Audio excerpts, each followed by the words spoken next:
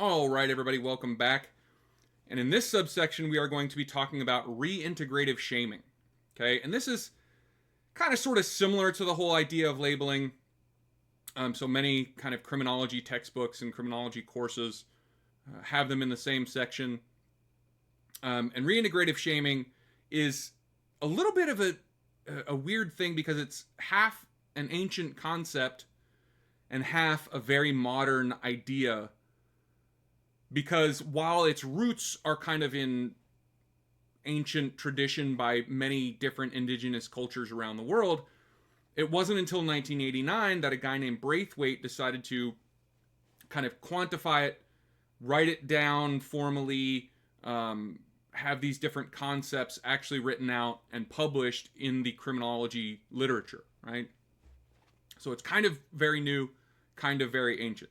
Now, this entire idea of reintegrative shaming revolves around the idea of shame, right? Making somebody feel bad for what they've done. But according to Braithwaite, there's two different kinds of shaming. There's integrative and there's disintegrative. Integrative is kind of shaming for the purpose of making somebody realize that what they've done is wrong and they need to not do that again. They need to improve themselves so they are not the kind of person who does those bad things anymore. Whereas disintegrative shaming is all about, oh, that's a horrible thing you did. You're a horrible person. I never want to talk to you again. Get out of here. You are now kind of outside of the circle of normal people, right? So according to Braithwaite, the goal of criminal justice should be this reintegrative shaming, using shame as a tool to get people to understand that what they've done is wrong, to be embarrassed that they have done this wrong thing, and then to use that process, to use that feeling in a process to get them back as a member of the community, to bring them back in among those of us who don't commit deviant acts, right? Because if somebody is shamed and feels bad about that bad thing they did, and then is kind of brought back into the community and reintegrated with the community, that is how we can kind of prevent them from doing it again, right? And one of the things, or some of the things that seem to affect whether this process will be able to work or not, are what Braithwaite called individual interdependency, i.e., how much does that person depend on other people? How many friends and family members do they really care about and have these connections with? Which goes right back to our previous section on social bonds, right? This individual interdependency seems to be very, very similar to that idea of attachment bonds. So the more somebody has this attachment to others, family and friends and community, the more this reintegrative shaming process is going to be capable of working. And then the other kind of thing that Braithwaite pointed out was that this works a lot better in communitarian areas, right? And communitarian areas are where there is a tight-knit community, usually smaller, where people care about each other, where people pay attention to how the other members of the community act, right?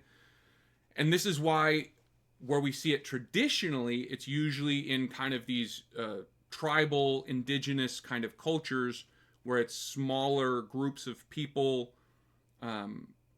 who have this kind of close-knit community. And the variables here are very similar to social disorganization, which we're going to talk about in a future section.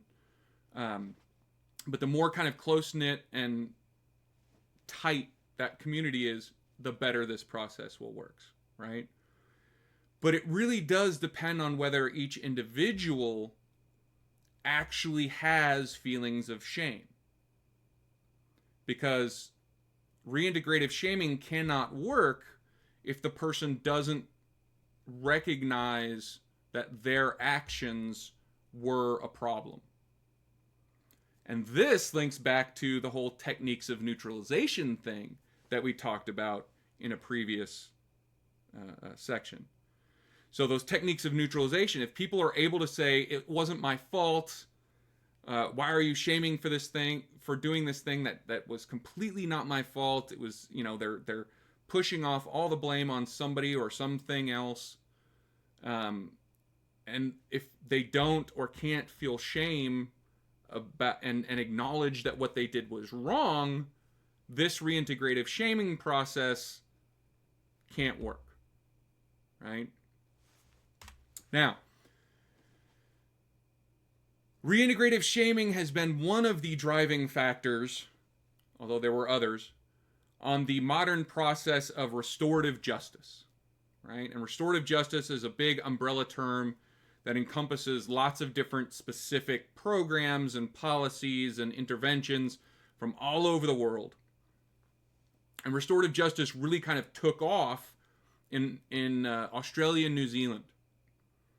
And it took off in those places specifically because the indigenous cultures of Australia and New Zealand had used a very restorative justice-like process for centuries or even thousands of years.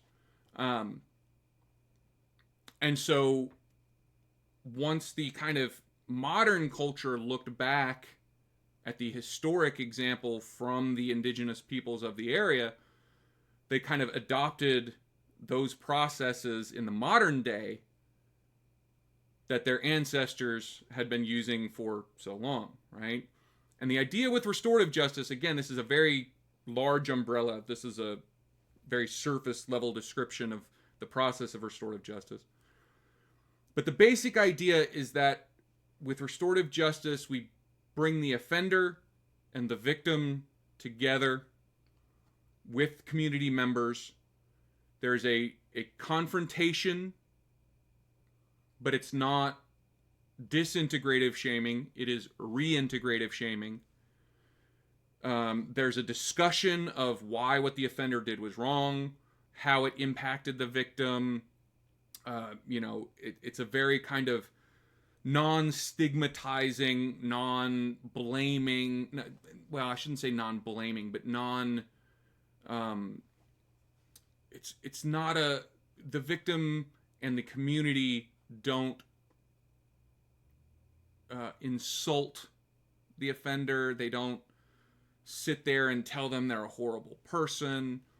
It's very much a calm, non-degrading kind of process where the victim and the community kind of confront the offender and talk with them and try to make them see why what they did was wrong, and how it impacted many people in such a negative way, and try to engage the offender's ideas of compassion and social bonds and all these things.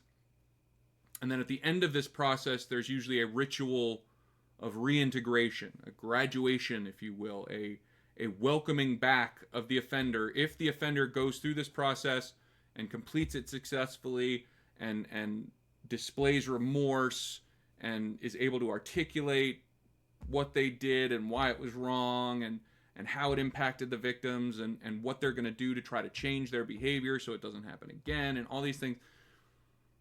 If that process is successfully completed, then there's a ritual of reintegration where the person is brought back into the community and they have successfully completed this process and now they're one of us again, right?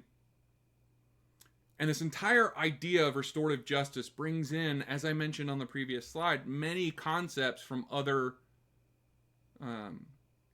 theories, right? So it's not just labeling theory, it's not just shaming theory, it's lots of different ideas and variables from all these other theories, right? There's the bonding component from social bonding theory. There's the learning process and the definitions process from learning theory. There's the community aspect of social disorganization. So there's lots of different kind of ideas and variables and concepts from all these other theories that are trying to be integrated into this process of having the community really interact with offenders and get them to understand why what they did was wrong and kind of change their perceptions and thus their future behaviors and then bring them back into the community. So, how has this process of restorative justice fared in kind of the literature, right? Well, there hasn't been a lot of research on this yet. This is a very new concept for formal criminal justice systems.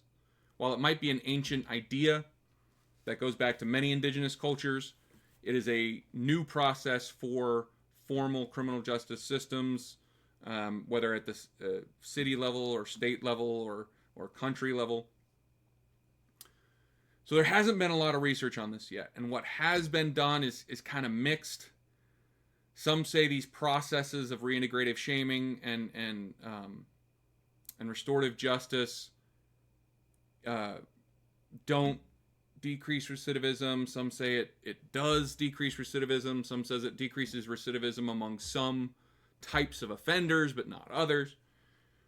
But there really isn't nearly enough yet to really judge how well restorative justice really performs. But importantly, one of the things that restorative justice advocates point out is that the goals with this process aren't just lower recidivism. It would be great if we get lower recidivism, but that's not the only goal of this process. So when we're doing research on restorative justice, we need to have dependent variables other than just did the offender recidivate or not. We need to look at everything from victim satisfaction, how beneficial, what beneficial effects has this had on victims, and how they view themselves and how they view offenders, and how it's affected their daily life after being victimized. We need to have dependent variables that gauge kind of community cohesion and how well this increases or decreases the process of communities being interconnected and viewing each other as really a community rather than just a set of people who all happen to live near each other. Dependent variables need to even include things like cost to the community, right? If the recidivism rates for restorative justice programs are very similar to the recidivism rates of incarceration, then using these restorative justice programs costs far less money for taxpayers than incarceration programs. So even if, the fact that they both have the exact same recidivism rates, which, again, this is a hypothetical, if they had the exact same recidivism rates, then let's go with the cheaper option, right? So there's lots of different kind of outcomes that restorative justice programs and advocates of restorative justice programs maintain that we need to be measuring, other than just, does this work to prevent crime? Okay. One of the downsides or potential downsides of this kind of process, and this is true whether we're talking about labeling theory or whether we're talking about reintegrative shaming or whether we're talking about restorative justice, is the idea of net widening, right? And net widening refers to the process that happens when there's some new way to deal with offenders, thus more offenders suddenly appear. And the process basically works where, under the old system, there would have been many offenders where police or some other formal control agent observes some kind of deviant act or behavior and chooses to either deal with it themselves or ignore it or kind of otherwise not introduce that offender who did that deviant thing into the formal process. But when this new program comes in, whether it's decriminalization or diversion or restorative justice programs or whatever, because this is dealing with offenders in a much different way, in a much more kind of time and money efficient way, now all those minor offenders who otherwise would have been kind of ignored or dealt with in other ways by those formal control agents are now instead put into the formal control process, and they're usually dealt with via these new measures or new programs, but that's still people going through this process that would have gone through no process at all prior to this process existing. So the number of offenders that are actually going through the formal process will increase, theoretically, hypothetically, according to the people who are concerned about net widening, when we have these new programs. Okay? All right. That's it for our section on labeling and reintegrative shaming.